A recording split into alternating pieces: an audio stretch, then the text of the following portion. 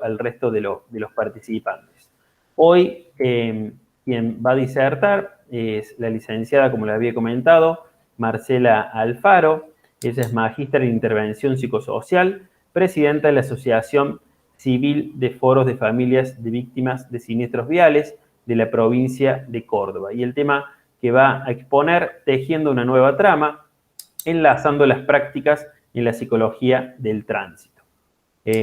Presento el foro en que ella es presidenta de la provincia de Córdoba. Y bueno, y damos inicio a este ciclo anual de conversatorios en psicología del tránsito. Así que bueno, cedo el micrófono a Marcela. Y bueno, muchísimas gracias por este inicio de ciclo. Bueno, buenas noches a todos. Gracias por el esfuerzo que están realizando. Para mí es un agrado y realmente un honor participar de esta comisión. Agradezco a todos los que ya agradeció Ramiro, el licenciado Ramiro Parsi, a Alejandro Rivas por haberme también posibilitado en el año 2011 participar de la primera comisión de Psicología del Tránsito en aquella época, y a todos los presentes, porque justamente la presencia de todos ustedes hace que sea un aliciente y creo que es una retroalimentación para que todos podamos seguir trabajando en este tema que a veces es un poco ingrato. Voy a empezar por desarrollar o pensar el título de la exposición mínima que voy a hacer. Esta es el primer conversatorio que se va a hacer en el año, así que es como una apertura hacia, para que todos podamos hablar en algún momento y para que todos podamos opinar. De eso se trata un conversatorio, una conversación. Dentro de este título hay palabras claves, ¿no? Trama, tejer, lazos, prácticas. Si nosotros tomamos la etimología de la palabra trama, a mí me llamó siempre la atención, porque es una palabra sugestiva que dice, se define como un grupo de hilos que combinados y entrelazados entre sí, consiguen darle forma a una tela, o una confabulación o conspiración, con el propósito de dañar o perjudicar a alguien. Llamativo. Y también sale de la narrativa y la literatura, en esto, en donde hay un enredo, en donde hay un tema o argumento de una composición u obra. Aristóteles elaboró una obra que se llamaba La teoría de la trama unificada, haciendo alusión a un principio fundamental de la tragedia, o imitación a la acción, como le llamaba.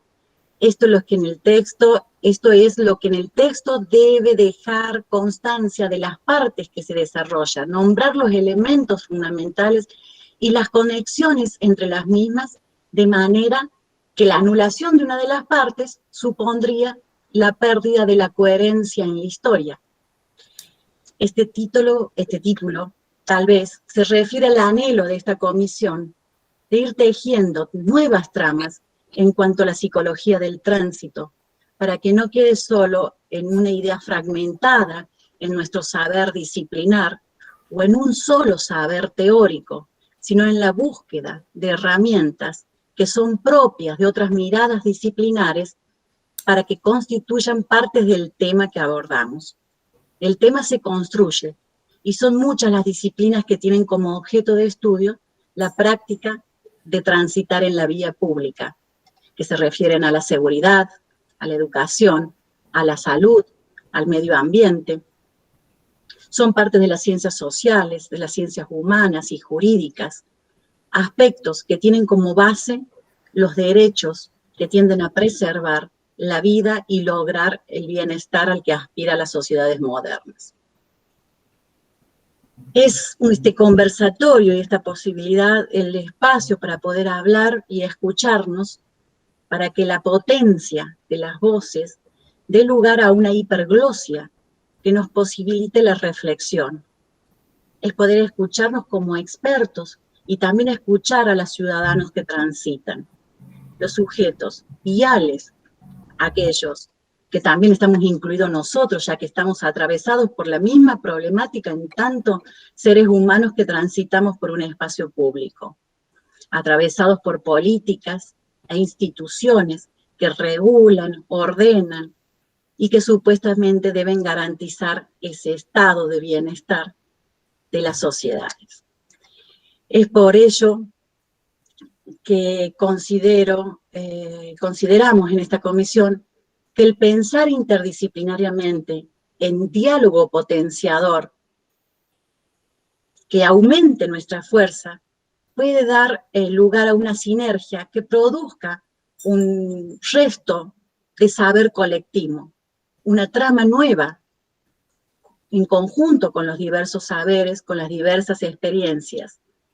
Tal vez hasta un dispositivo posible como una acción creativa para la intervención. Sabemos que muchas de estas formas de moverse o desplazarse en el medio público están determinadas por medidas que obstaculizan la fallida situación de bienestar, entre comillas, que es la aspiración máxima y que depende de cada época. Por eso se necesita de la filosofía, la antropología, la sociología, la ingeniería, las ciencias jurídicas. Todos los aportes pueden ser elementos que a modo de una caja de herramientas, como dice la doctora Ana María Fernández, elementos para poder interpretar y acercarnos a nuestro objeto, para poder intervenir, que no se superponen unos con otros, sino tal vez se complementan hasta ante esta realidad compleja de pandemia vial que vivimos. También es una postura ética en temas de violencias, como existen en la actualidad, abordar y adentrarnos en las otras miradas, puesto que pienso que el fracaso de la seguridad es acción, si se quiere, pero acción fallida, es olvido, es un lapsus, que tiene aristas complejas, que se pueden ir tomando como hilos para despejar esta trama siniestra y volverla una nueva trama, con menos puntos sueltos, con menos agujeros. Por ello, pienso que reflexionar sobre nuestras prácticas como profesionales, como también como sujetos viales, es muy importante. Reflexión en clave crítica y poder entre todos reinventarnos ante el fracaso sostenido durante años, tanto en Argentina como en el resto de América Latina y tal vez y el Caribe, ¿no? Yo los invito a la provocación del pensamiento, al abandono parcial del narcisismo intelectual o teórico, a la consideración de las personas como sujetos sociales y políticos, para pensar lo que nos hemos cansado de escuchar como la principal causa o variable de la violencia vial, el factor humano, ¿no? Lo pongo a consideración de ustedes, primero a pensarnos a nosotros mismos, todos como sujetos a lo vial, sujetos a lo vial. Alguna vez nos preguntamos, ¿por qué estudiamos psicología del tránsito? ¿O por qué estudiamos ciencias exactas? ¿O cuál es nuestro propósito como profesionales de la salud mental o de las ciencias sociales? ¿Cuál es nuestro objeto de estudio? ¿Cómo nos posicionamos frente a él o con él? Todo deseo de saber, investigar específico, tiene que ver con nosotros. Estamos implicados como sujetos en la elección del mismo y por ende tendrá también la carga de nuestra observación, teñida de nuestra subjetividad, cultura, creencias, educación. Nuestra implicación y la reflexión sobre ella será el motor que posibilite la creación de ese objeto y tal vez la creación de un dispositivo y una consecuente acción. Durkheim sostenía, que es el padre de la sociología moderna, le dicen, sostenía que debe eliminarse toda la subjetividad de los investigadores. Las ciencias sociales surgen en esa contradicción, pero es imposible, porque también somos seres humanos, también somos sujetos a lo vial, a lo político, a las políticas. Es decir, estamos atravesados por lo mismo que aquello que supuestamente nosotros tenemos que ir limpiamente a estudiar. En la clínica psicológica, desde la psicología clínica, tal vez logremos aproximarnos a estas implicaciones cuando se indaga acerca del por qué elegí estudiar este tema y no otro, o por qué la mayoría de las veces tiene que ver con experiencias, y generalmente tiene que ver con experiencias personales o subjetivas de los investigadores. Hay ejemplos de esto. Por ejemplo, un paciente que decía, estudio el ADN mitocondrial en células con paciente con Alzheimer, porque mi abuelito murió por eso, estaba con eso, y yo quiero mejorar el estar de esas personas, lo hago por él, ¿no? O el caso de el famoso sociólogo Norbert Elias de la Escuela de Chicago, que tuvo que internar a su esposa en un hospicio, y pero hizo a la vez una tesis sobre los tratamientos actuales, desde la vejez y la enfermedad, y todo un desarrollo muy interesante en los años 60-70. Todo deseo, entonces, de saber, tiene un punto de implicación, sea la ciencia que sea que elijamos. Diversidad de interrogantes, diversidad de subjetividades, búsqueda de respuestas, anhelos de mejorar el mundo, el planeta, la vida. Entonces, yo los invito a ustedes a pensar en ustedes como sujetos viales y como sujetos profesionales de distintas áreas, interesados en la seguridad vial, como un cuerpo con las marcas que dejaron las diversas teorías con las que nos formamos, en cada época que nos tocó formarnos, en cada lugar institucional que nos tocó atravesar, en este devenir de las prácticas. Tal vez allí podíamos pensar, reflexionar críticamente sobre nuestras prácticas, sobre las mismas, las cuales no siempre son idénticas a lo largo de nuestra trayectoria profesional, va cambiando con el tiempo. A partir de este punto, yo les cuento por qué me impliqué en esta temática y el cómo y la manera en que se desarrolló esta trayectoria también profesional, va en conjunto, ¿no?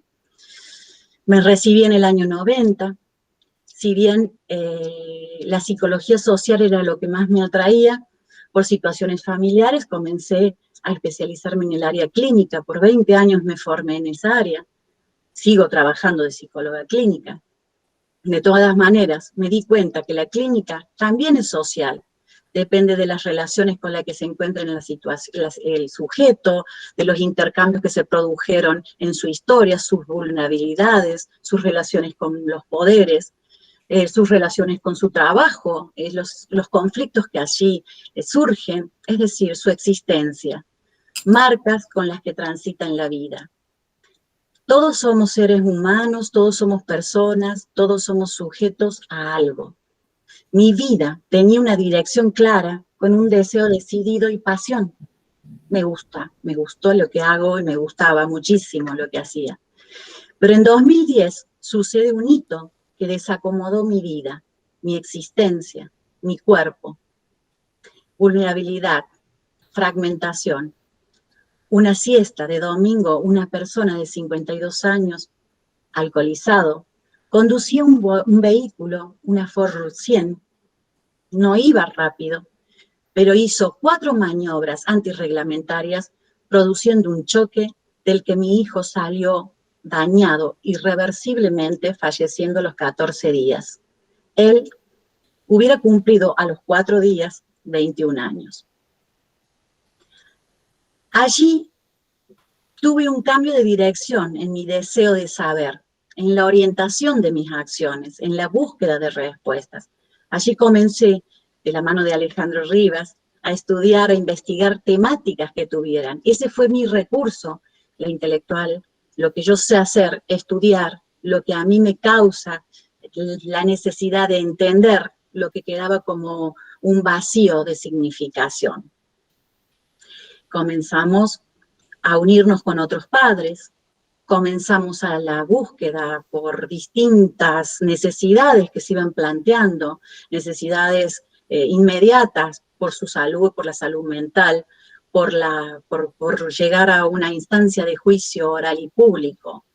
Pero por este hecho que marcó mi vida, hice la carrera, la maestría de posgrado, una carrera que llevó años, y mi tesis es el duelo por delitos viales, el duelo en familiares que sobreviven a delitos viales de hijos.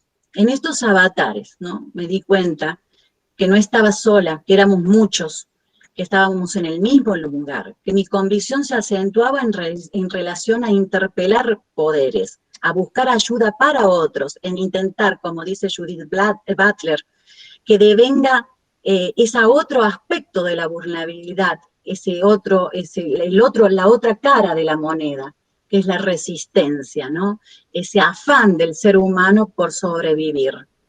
Buscar formas para poder reinventarse, reconstruirse, lo cual nunca es a solas, sino con un tejido de manos que se va enhebrando, escuchar a otros, situarme como profesional y como persona, cuidando mi implicación para no contaminar con mis saberes los saberes de los otros, ni con mis vivencias los saberes que ya sé, o con mis vivencias la vivencia de los demás.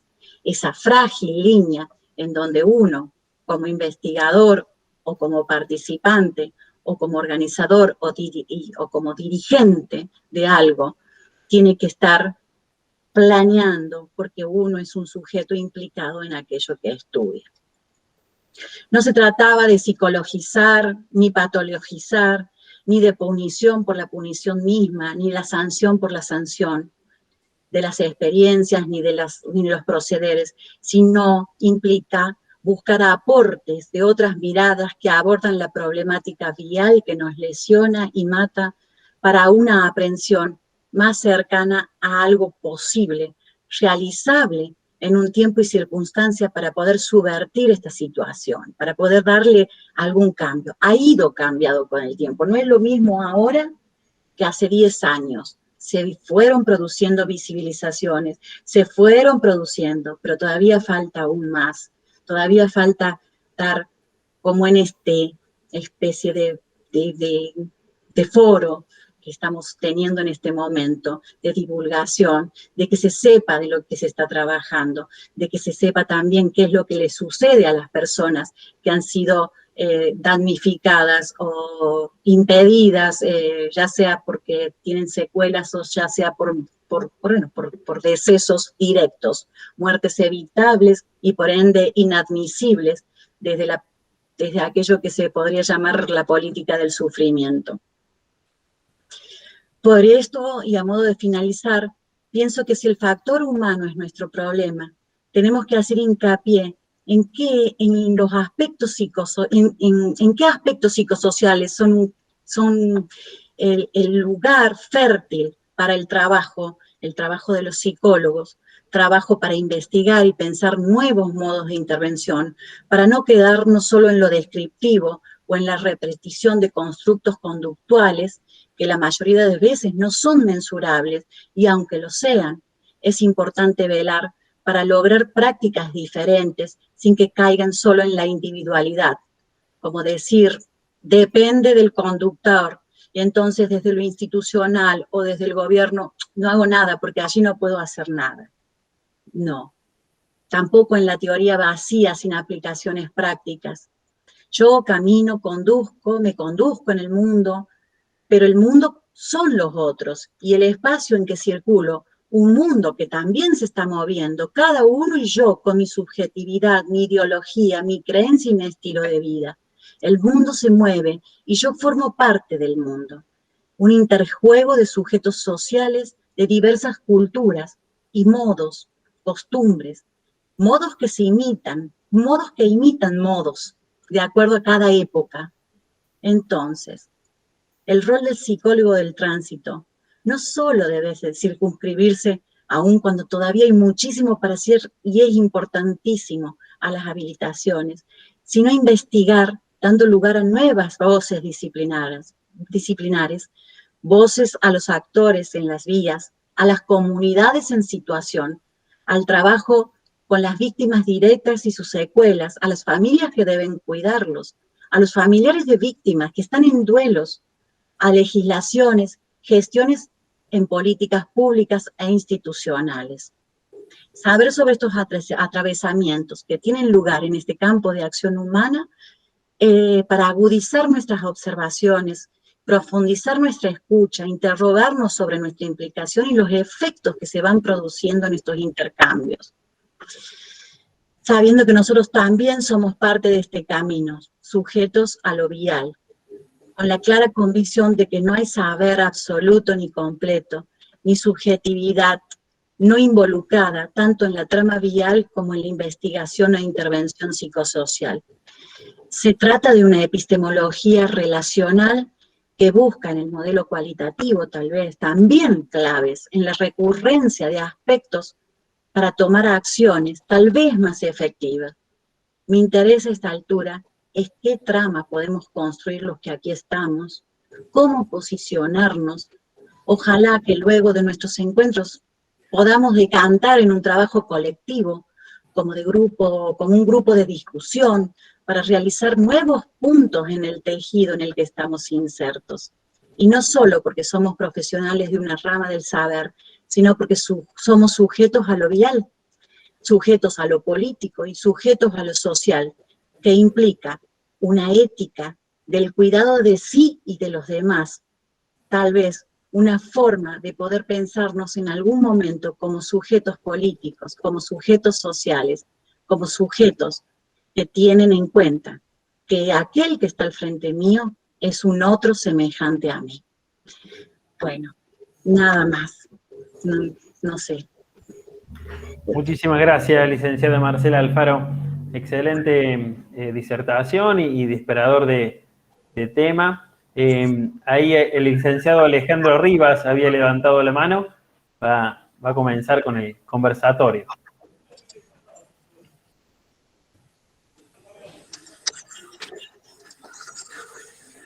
Bueno, muchas gracias, colegas. Como tú decías, Marcela, en el tránsito hay una trama compuesta por distintos hilos, ¿no es cierto? Entonces, cuando analizamos las situaciones que se presentan, bueno, podemos ir tirando distintos hilos. Uno, las habilitaciones, otro, el peatón, el conductor, el pasajero. Yo traje un par de fotos actuales de la ciudad de Córdoba, no sé si pueden compartir brevemente, Ramiro, por una intervención, sí,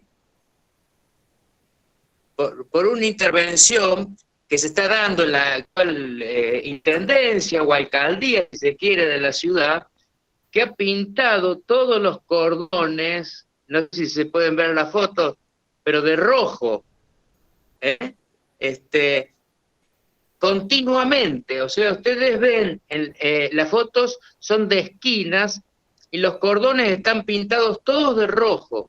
Si nos ponemos, esta es la reflexión que les quería compartir, a ver si ustedes tienen la misma percepción que yo. El rojo en el tránsito significaría detenerse, no avanzar. Entonces, esas esquinas, todas pintadas de rojo, que las tenemos que atravesar para poder transitar, nos están poniendo en la posición de, bueno, desvalorizar esa señal roja, esa señal que en el semáforo nos dice deténgase. Esa es mi percepción. Simplemente quería compartir esa foto, a ver si tenemos el mismo análisis o no, pero me parece que, como decía la licenciada Alfaro, cuando se interviene en la vía pública del Estado, desde el Estado, es importante que antes se consulte con profesionales ligados a la seguridad vial, a la psicología del tránsito, en el afán o en el furor de intervenir, de que mi intervención sea, te marcan una acera, teóricamente tú tendrías que estar detenido y no avanzar, pero para poder pasar de una cuadra a otra tienes que cruzar eso.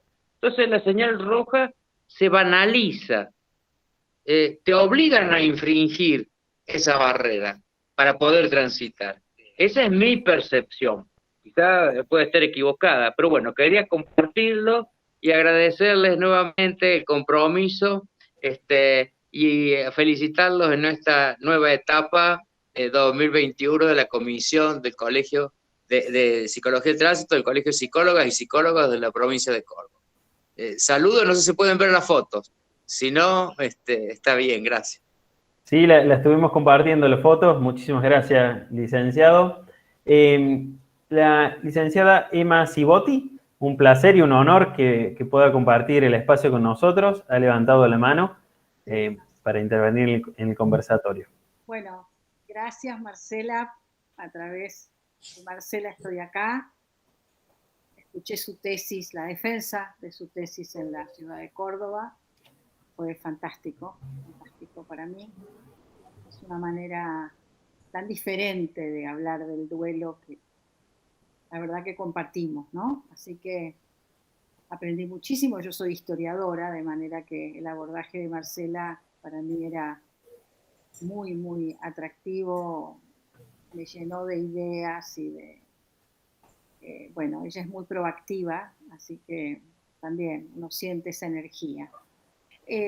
Quería comentar lo del cordón de la vereda rojo, hacer un comentario muy sencillo. La percepción efectivamente sorprende y remitirles que esta misma como apreciación y discusión se dio en un chat que tenemos, creo que compartimos con Marcela, con varias ONGs de América Latina.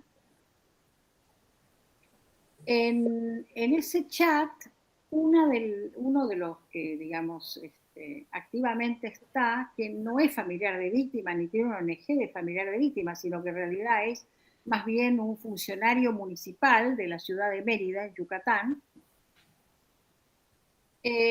comentó que los cordones de la vereda roja, si ustedes se fijan, están siempre en las esquinas, era para efectivamente evitar los malos estacionamientos, los estacionamientos que perturban absolutamente la visión. Pasa en todas nuestras ciudades, es un mal no solamente de la Argentina. Se estaciona muy mal, se estaciona donde queda, claro, el lugar que queda siempre es la esquina, porque es el lugar indebido, y entonces es el que se usa, y eso la verdad que produce muchísimos incidentes viales porque quita visibilidad, no solamente al conductor que está llegando al cruce, ¿no es cierto?, de esquinas, sino también al peatón, al ciclista, en fin. Y fue interesante porque a ver, lo que quiero decir es, pintar el cordón de la vereda del rojo es digamos, una señal aceptada, digo esto, ¿no? O sea, aceptada desde el punto de vista de lo que se llama seguridad vial dentro de la normativa. Al mismo tiempo, generó una discusión sobre si era la mejor manera de impedir que se usaran las esquinas para estacionamientos indebidos. Y entonces salió otro grupo, digo esto y cierro, simplemente es para, les presento como esta suerte como de debate que se dio, era la pintura roja era lo antiguo, era una forma de resolver la cuestión a lo tradicional, a lo antiguo. Lo moderno era el urbanismo táctico que avanza sobre la calzada con macetones, etcétera, ¿no? Es decir, para impedir justamente que esos lugares, que son la verdad sacrosantos, porque es el lugar en donde tenemos la mayor visibilidad que podemos llegar a tener, en el lugar de mayor riesgo vial que hay en toda ciudad, que es el cruce entre las calles, ¿no? Ese es el lugar en todo el mundo, no es solamente, digamos, en nuestra América. Así que la verdad que me pareció interesante como discusión, digo, como la tradición antigua, o la tradición, digamos, a secas, y la novedad, ¿no? No es que se llegó a una resolución, pero de alguna manera quedó claro que el color rojo, además de que a la percepción podía generar, digamos, significaciones poco claras, confusas, claro, lo resolvía de una manera muy, muy económica, ¿no? Que fue lo que el funcionario de Mérida dijo: bien, todo bien, pero ¿saben qué? Un tarro de pintura roja no sale nada, y el urbanismo táctico implica de alguna manera alguna erogación.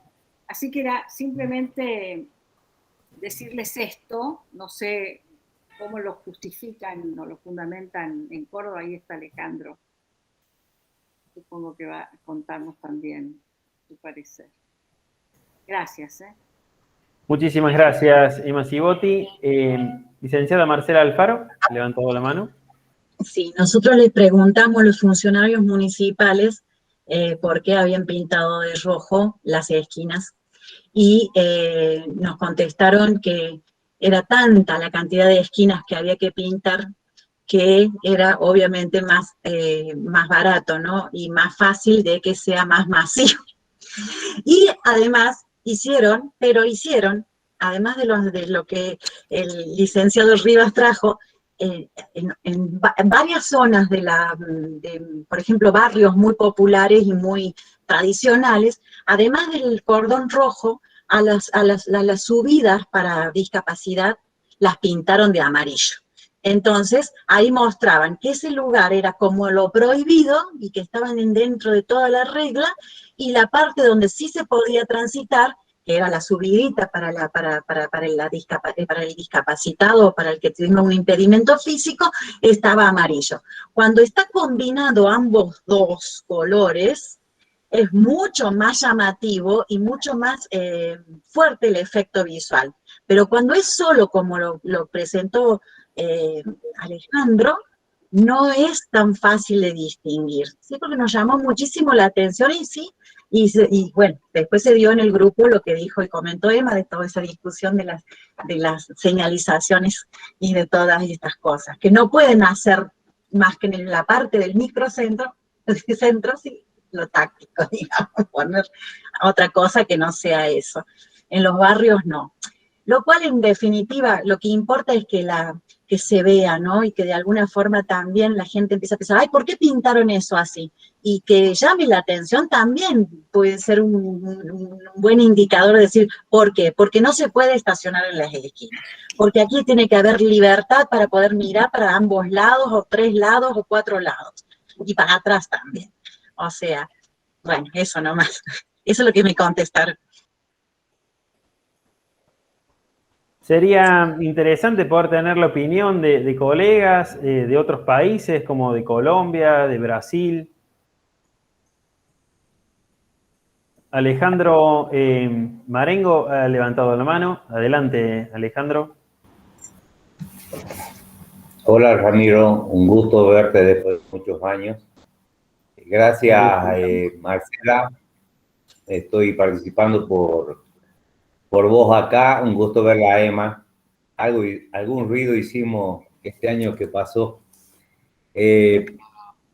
Bueno, para los que no me conocen, o por ahí tengo algún contacto en el LinkedIn, que encontré algunos nombres acá comunes, ¿sí? Como Lorena Alburquerque, ¿sí? Que la tengo en LinkedIn. Soy secretario de Seguridad Vial de la provincia de Jujuy, donde está la patria, diríamos, en un viejo eslogan. El color rojo es un color reglamentario y que se puede usar en cualquier tramo de cualquier cordón de la calle, ¿sí? Ustedes, los cordobeses, deben haber tenido un problema serio, como sucede en todo el mundo esa pésima y mala costumbre, maldita costumbre, de estacionar en las ochavas. No hablemos de la doble fila, que eso es un tratamiento ya de mucho más complejo, pero sí lo puedes pintar en un tramo recto y te indica la prohibición de pintar, de estacionarte. Tiene ese solo significado. Es prohibido estacionar, detenerse. A diferencia del amarillo cortado, que te permite un estacionamiento por un cierto tiempo, ¿sí? No es para que ocupemos el amarillo cortado, fraccionado, por el tiempo que queramos. Digo, tiene eso. Si lo usaron como para llamar la atención, yo creo que deben haber hecho un estudio del comportamiento sociovial, digo yo siempre, de los cordobeses. Acá yo tendría que hacer en Jujuy que los municipios ensanchen las veredas y que quede un solo carril. Con eso evitaríamos, por ejemplo, lo que ya referencié, la doble fila, que es lo peor que tenemos los jujeños, ¿sí? Pero era eso, decirles que está pintado de un color reglamentario, ¿sí? Y que el vehículo, si hay o no hay cámaras, inclusive el inspector de tránsito municipal o en quien esté delegada esa función, con el solo hecho de verlo, que está en un lugar que es más complejo escribir prohibido estacionar, porque de ergo se entiende que está prohibido estacionar, ¿sí? Con el solo hecho de decir estacionado en la ochava de, no sé, Colón y algunas que tengan ahí cerca a mano, porque yo cuando voy a Córdoba, lo menos que me fijo son las calles, listo, ya está. ¿Ah? Es un color reglamentario, está permitido y se usa con ese fin, ¿no? Un poco como fue el planteo, ¿no? De esta charla que empezamos, ¿sí? Llamar la atención, prohibir, no permitir. Eso era todo. Muchísimas gracias, Alejandro. El licenciado Silvio Roboliedo, de Colombia. Adelante.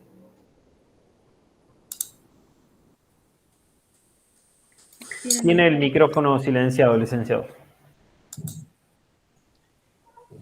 Primero que todo, mis felicitaciones a la licenciada Marcela Alfaro, que es maravillada con esa visión del duelo.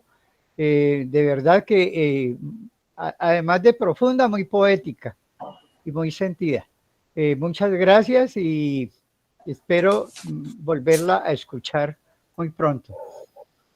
Quiero hablar un poquito sobre el símbolo. En mi libro La rabia del camino yo hablo de la construcción del símbolo y hablo del significante y del significado.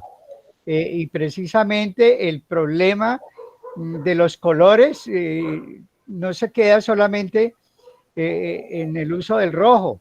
Aquí en Colombia tenemos un problema con el amarillo. En este momento en Colombia se sanciona como una infracción el pasar en amarillo, pero eso no fue algo socializado, sino que nos cogió a todos de sorpresa, porque aquí en Colombia se estructuran normas siempre en el silencio de las oficinas y la socialización es casi que nula. La cuestión del uso del rojo y el amarillo, gracias a la licenciada Emma Cibotti por esta intervención, porque es algo que en seguridad vial no lo estamos teniendo en cuenta. Es necesario que haya una complementariedad de colores para que los impactos sean superiores. Respecto al urbanismo táctico, aquí en Colombia ha sido bastante fallido. Yo diría que cursi y ridículo en la forma como lo imitamos y no como lo aprendemos. Tenemos, por ejemplo, que esos pasos peatonales en 3D que utilizaron en la China, que utilizaron luego en Europa, aquí en Colombia pintarrajearon los pasos peatonales, fue un arco iris completo, pero nunca se pareció a un verdadero paso peatonal y mucho menos una forma de hacer urbanismo táctico. Lo último que sucedió fue que nuestro director del tránsito de aquí de la ciudad adornó las calles con muchas materas, no alcanzó a sembrar las maticas, solamente las materas, y se le vino todo el mundo encima porque nuevamente nunca socializaron lo que querían hacer.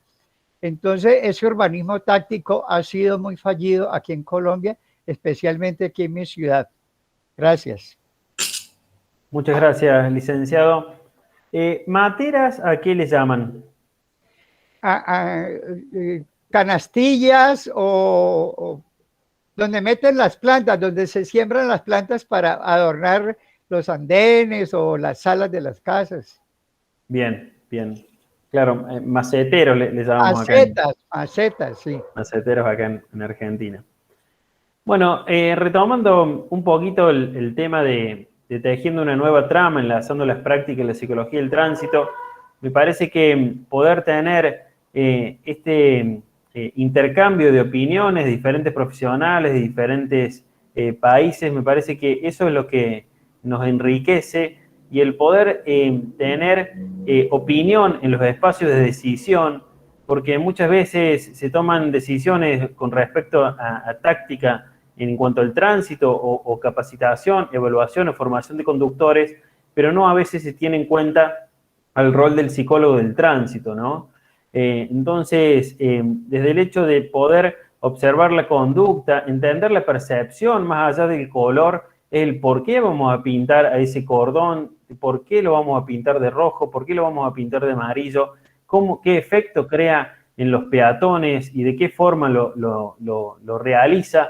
Bueno, ese es nuestro desafío como psicólogos, el poder intervenir en estos espacios, ser asesores de quienes decidan tomar estas decisiones, pero poder ser asesores de estos políticos, de estas personas que toman la decisión, es lo importante, a mi consideración, de poder debatir estos temas en conjunto. La licenciada Alfaro dijo una palabra que me pareció muy interesante, que es la hiperglosia, ¿no? El poder tener múltiples voces hablando sobre una misma temática, y mientras seamos una conciencia más colectiva, creo que vamos a poder desentrañar esta compleja problemática, ¿no? Entonces, nuestro rol como psicólogos del tránsito, o queriendo fomentar la psicología del tránsito, tal vez tendría que venir desde ahí. Por esto estos espacios son tan interesantes, y más desde diferentes experiencias y diferentes países. Bueno, quería hacer ese comentario. Ahí había visto a Juan Pablo Storani, había levantado la mano y también había estado haciendo algunos comentarios por el chat.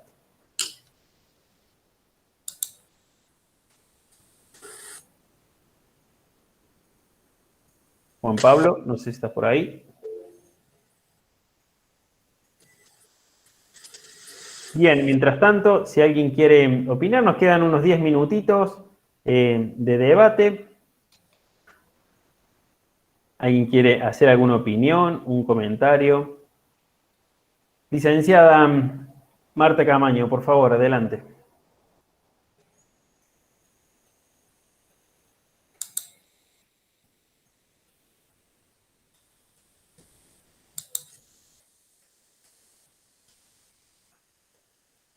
Tiene el micrófono silenciado, licenciado.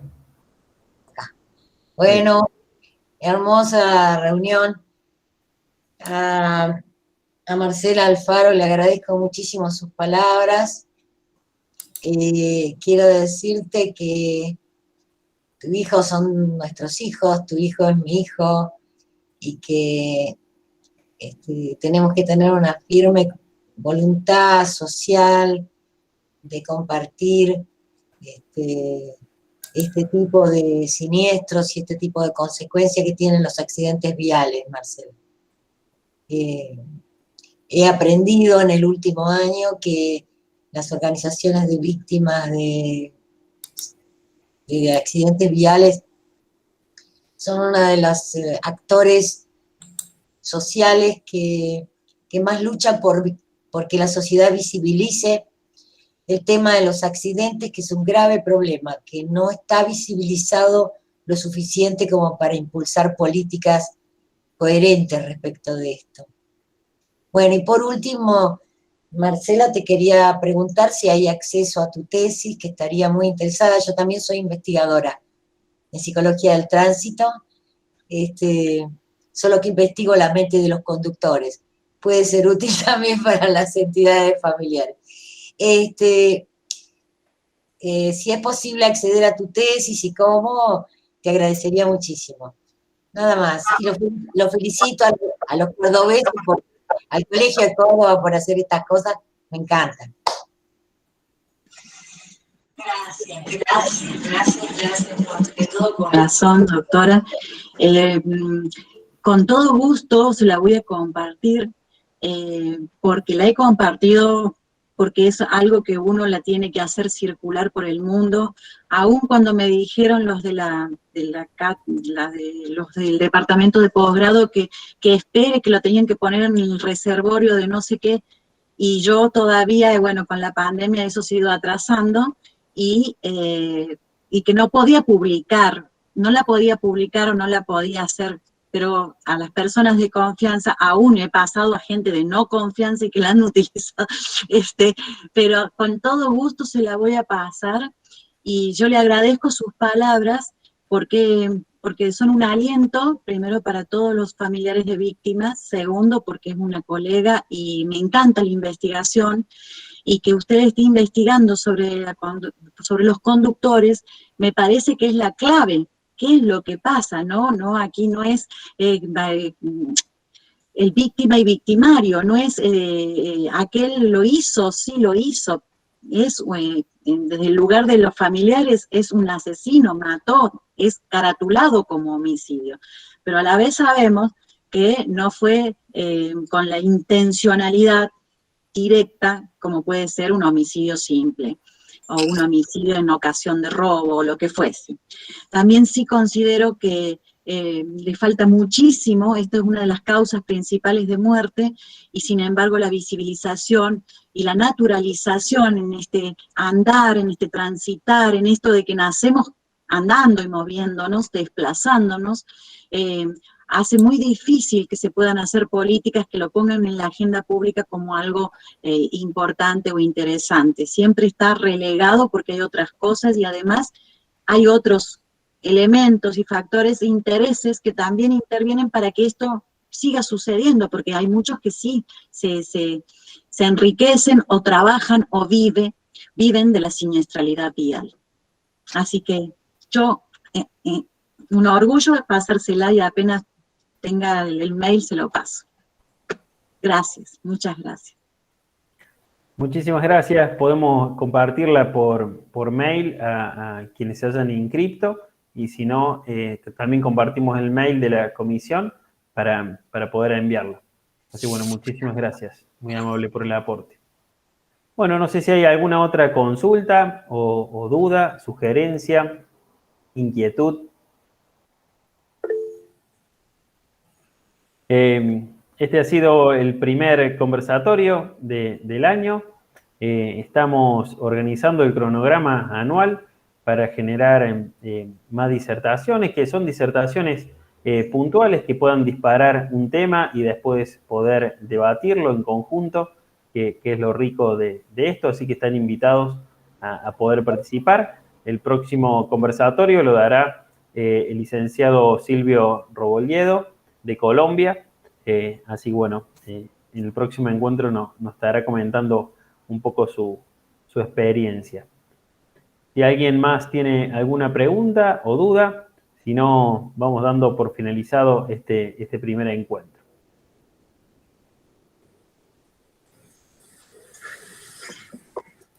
Yo quería, Ramiro, perdón, no sé si después vamos a dejar como un lugar donde queden guardadas las preguntas, las intervenciones, esto que resuene en nuestras mentes, esto que nos pueda ayudar a reflexionar sobre las prácticas y las prácticas del devenir también sujeto vial, para poder hacer como no sé, un tamiz, como que se produzca la intervención de todos, así sea por la palabra escrita, y bueno, que se pueda generar algo a fin de año que sea una elaboración colectiva de todos, ¿no?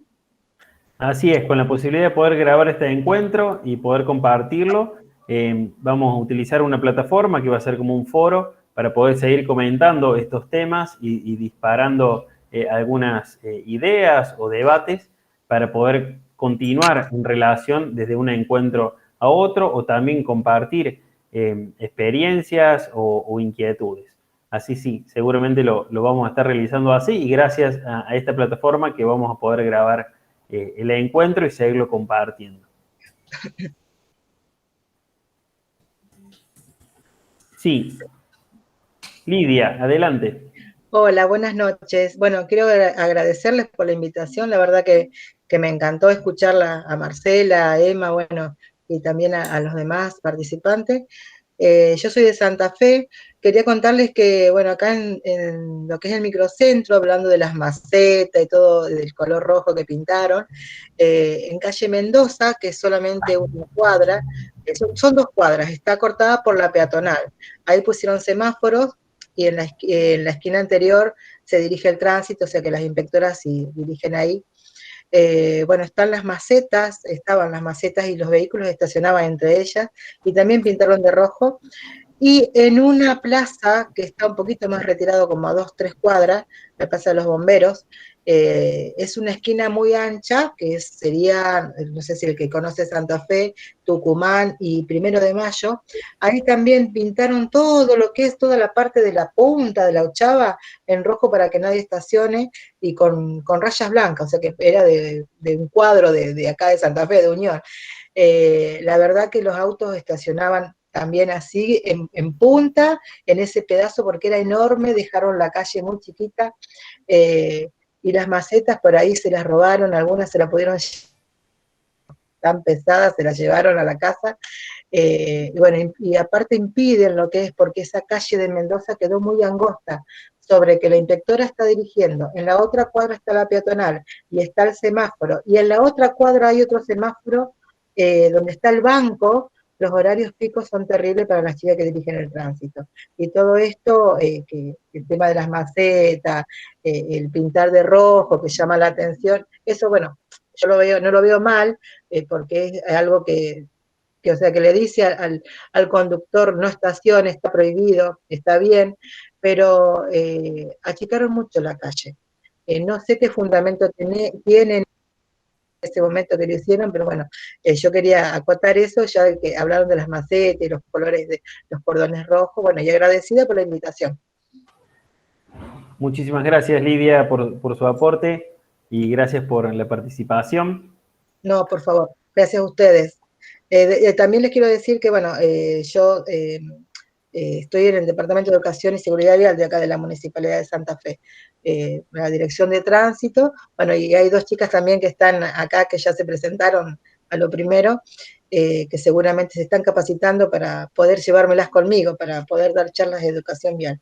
Así que bueno, agradecida y un placer, y quedo a disposición de cualquiera de ustedes, lo que me quieran preguntar o lo que sea, y también para participar en los próximos eventos. Muchas gracias. Muchísimas gracias. Como así también tiene todo un equipo de profesionales de nuestro país y de otros países, un equipo interdisciplinario por si necesita colaboración y ayuda, no duden en hacerlo. Excelente, muchas gracias. No, de nada. Bueno, no sé si alguien quiere generar alguna otra intervención, alguna otra opinión. Por el chat, bueno, muchas felicitaciones para la licenciada Marcela Alfaro. Muchísimas gracias por dar inicio a este ciclo de conversatorios. La idea es que podamos continuar con esta temática y seguirnos viendo y comentando y desarrollando actividades durante todo el año. Así, bueno, muchísimas gracias por su tiempo y su participación. Muy bien. Damos por finalizado este primer encuentro. Muchísimas gracias. Vamos a sacar una pequeña Gracias, fotito. Portugal. Muchísimas Gracias, gracias, Portugal. A dormir, Fátima. Vamos a sacar una pequeña foto. Ay, sí. A ver, un segundo. Ahí, a las 3, sacamos la foto. Perfecto. Muy bien. Bueno, muchísimas gracias a todos. Nos volvemos a encontrar. Hasta la próxima. Un abrazo. Mil Gracias por su tiempo. Hasta luego. Hasta luego. Hasta luego. Adiós. Emma, há um ano atrás estávamos juntas, não?